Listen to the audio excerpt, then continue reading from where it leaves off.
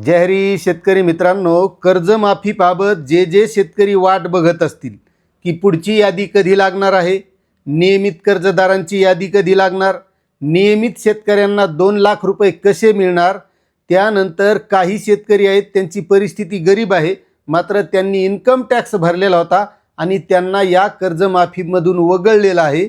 त्यानंतर या कर्जमाफीमध्ये जी काही OTS योजना राबवण्यात येत आहे त्यामध्ये शेतकऱ्यांचा सिबिल रिपोर्ट खराब होऊ नये, त्यानंतर ज्या शेतकऱ्यांचं 2017 आणि 2019च्या कर्जमाफीमध्ये नाव आलेलं नाही अशा शेतकऱ्यांसाठी क्रांतिकारी शेतकरी संघटनेचे रविकांत तुपकर यांनी 27 ऑगस्टपर्यंतचा राज्य सरकारला इशारा दिला होता की ज्या काही मागण्या आहेत त्या जर पूर्ण झाल्या नाही तर 27 तारखेला आम्ही मुंबईला येऊ आणि तिथं जे काही मंत्र्यांचे बंगले असतील, मंत्र्यांच्या गाड्या असतील, त्यांचा प्रतिकात्मक लिलाव करू आणि जे पैसे येतील त्या पैसे हे कर्जमाफीसाठी वापरायला राज्य सरकारला देऊ असा इशारा दिला होता।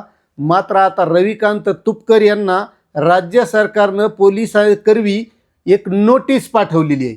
मग आता नोटीस आल्याच्या नंतर रविकांत तुपकर यावर काय भूमिका घेतात असा प्रश्न बऱ्याच शेतकऱ्याला पडलेला असेल की आता ज्या काही मागण्या रविकांत तुपकर यांनी समोर ठेवलेल्या आहेत, मग या मागण्या पूर्ण होणार का, आणि त्याचबद्दलची सविस्तर माहिती आपल्याला या व्हिडिओच्या माध्यमातून घ्यायची की या जर मागण्या पूर्ण करायच्या असतील तर शेतकऱ्यांना सुद्धा काय करावं लागणार आहे।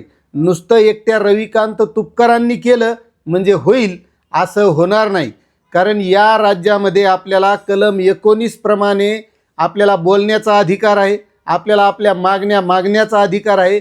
मात्र या राज्य सरकारनं रविकांत तुपकर यांनी इशारा दिल्याच्या नंतर त्यांना नोटीस पाठवलेली आहे। आता या कर्जमाफीमधला महत्त्वाचा मुद्दा लक्षात घ्या की जसं राज्य सरकारनं सांगितलं होतं आम्ही ही कर्जमाफी देऊ, त्याप्रमाणे या कर्जमाफीची प्रक्रिया चालू नाही।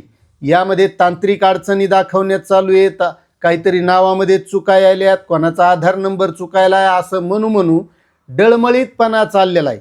आणि त्यामध्ये महत्त्वाची गोष्ट आहे की जे शेतकरी नियमित कर्ज भरतात त्या शेतकऱ्यांना फक्त 50,000 रुपये, म्हणजे त्या शेतकऱ्यावर अन्याय आहे का नाही?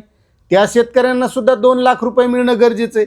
त्यांनी काही गुन्हा केला आहे का आपण नियमित कर्ज भरून? म्हणून त्या शेतकऱ्यांची महत्त्वाची ती 2 लाख रुपयांची मागणी आहे।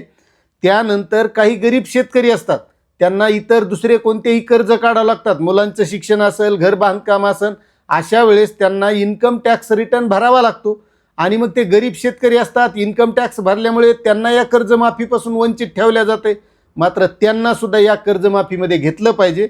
त्यानंतर बरेच असे शेतकरी आहेत की त्या शेतकऱ्यांनी 2008ला, 2007ला, 2011ला कर्ज काढलेले, ते 2017च्याही कर्जमाफीत बसले नाही, 2019च्याही बसले नाही आणि आता ह्या 2026च्याही बसत नाहीत, कारण या कर्जमाफीमध्ये 1/4/2019च्या नंतर ज्या शेतकऱ्यांनी कर्ज घेतलेलं आहे आणि त्यांचं थकीत आहे फक्त त्याच शेतकऱ्यांना कर्जमाफी मिळणार आहे।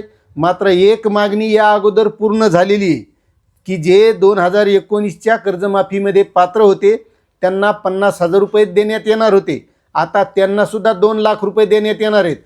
तुम्हाला एक महत्त्वाची गोष्ट सांगतो शेतकरी मित्रांनो, या जर मागण्या पूर्ण करून घ्यायच्या असतील, जशी 2019च्या शेतकऱ्यांची मागणी पूर्ण झाली ना त्याच पद्धतीने या सुद्धा मागण्या पूर्ण होतात।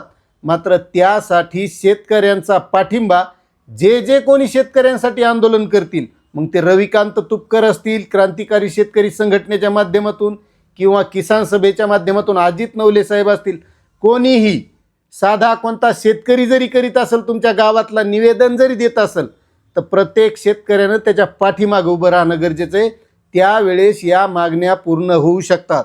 आता रविकांत तुपकरांनी राज्य सरकारला इशारा दिल्याच्या नंतर त्यांना नोटीस पाठवण्यात आली, म्हणजे शेतकऱ्यावर दबाव टाकण्याचा प्रयत्न, म्हणजे या राज्यात शेतकऱ्यांना आपल्या मागण्या मागायचा अधिकार आहे का नाही असा प्रश्न पडला आहे।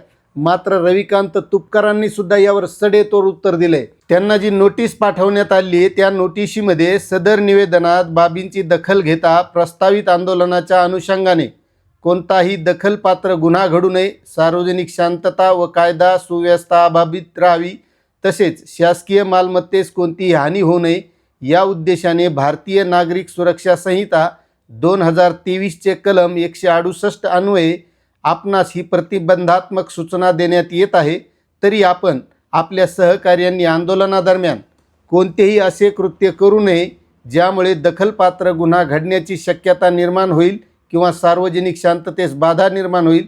शासकीय बंगले, कार्यालय अथवा शासकीय वाहनाबाबत अनधिकृत ताबा, अडवणूक, नुकसान किंवा प्रत्यक्ष कृती होणार नाही याची दक्षता घ्यावी, अशा काही सूचना त्यांना देण्यात आलेल्या आहेत. आता अशी नोटीस मिळाल्याच्या नंतर घाबरतील ते शेतकरी संघटनेचे कार्यकर्ते कसले? मग रविकांत तुपकरांनी सुद्धा सविस्तर उत्तर दिले. नियमित कर्ज भरणाऱ्या शेतकऱ्यांना 2 लाख रुपये अनुदान द्या. त्याचबरोबर 2019च्या पूर्वीचे शेतकरी वंचित राहिलेत सगळ्या कर्जमाफींपासून, त्याही शेतकऱ्यांना या कर्जमाफी योजनेमध्ये समाविष्ट करा. त्याचबरोबर ITR भरणारे शेतकरी आहेत, पुनर्गठित शेतकरी आहेत, रूपांतरित शेतकरी आहेत, यांचाही कर्जमाफीमध्ये समावेश करावा. आणि सिबिल खराब होते शेतकऱ्यांचं, त्या अनुषंगाने रिझर्व्ह बँकेची चर्चा करून तशा पद्धतीचे स्पष्ट निर्देश रिझर्व्ह बँकेने बँकांना दिले पाहिजे. या मागणीसाठी आणि याचबरोबर शेतकऱ्यांच्या विविध मागण्यांसाठी सातत्यानं आम्ही पाठपुरावा करतोय, आंदोलनं करतोय, पण सरकार दखल घ्यायला तयार नाही. म्हणून 27 ऑगस्ट 2024ला सकाळी 10 वाजता आम्ही मुंबईच्या मंत्रालयासमोर शासकीय मंत्र्यांच्या बंगल्याचा आणि शासकीय वाहनांचा लिलाव करून प्रतिकात्मक आंदोलन करणार आहोत की हे सगळे शासकीय बंगले विका, यातले पैसे कर्जमाफीसाठी वापरा, असं आमचं सगळ्या शेतकऱ्यांचं म्हणणं आहे. या पार्श्वभूमीवर मला बुलढाणा पोलिसांनी काल नोटीस दिली आहे. त्यांनी सांगितलं की तुम्ही आंदोलन केलं तर तुमच्यावर अशा पद्धतीची कारवाई करू, तशी करू. सरकार आमच्यावर दबाव आणण्याचा प्रयत्न करत आहे, पण या दबावाला आम्ही घाबरत नाही. अशा पोलिसांच्या नोटिसांनी माझ्या घराचे कपाटाचे कपाटं भरलेले आहेत. आम्हाला त्याचा काही फरक पडत नाही, कारण बाबासाहेब आंबेडकरांनी भारतीय संविधानानुसार आम्हाला बोलण्याचं स्वातंत्र्य दिलेलं आहे, आंदोलन करण्याचं स्वातंत्र्य दिलेलं आहे. तो हक्क सरकार आमचा हिरावून घेऊ शकत नाही. पण चळवळी संपवायच्या, शेतकऱ्यांना बोलू द्यायचं नाही, त्यांचा आवाज दाबायचा, असा प्रयत्न जर पोलिसांच्या खांद्यावर बंदूक ठेवून सरकार करणार असेल तर त्याला आम्ही घाबरणार नाही, त्या दबावाला आम्ही झुकणार नाही. 27 ऑगस्टला असं आंदोलन होणारच आहे, जे आंदोलन आम्ही ठरवलं.